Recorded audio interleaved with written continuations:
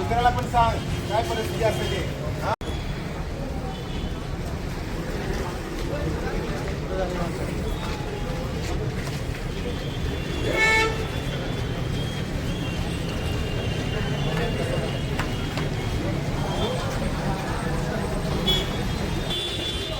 जर कोणी अशा चुकीच्या कारवाईमध्ये जर अशा गुन्हेगाराबरोबर कोणी राहत असेल, सोबत करत असेल, तर तुमचं पुढचं आयुष्य सगळं गुन्हेगारीमध्ये जाईल. तर विद्यार्थ्यांना विनंती आहे की तुम्ही कुठल्याही अशा गुन्हेगारीच्या पार्श्वभूमी असलेल्या लोकांच्या सोबत आपली मैत्री करू नका.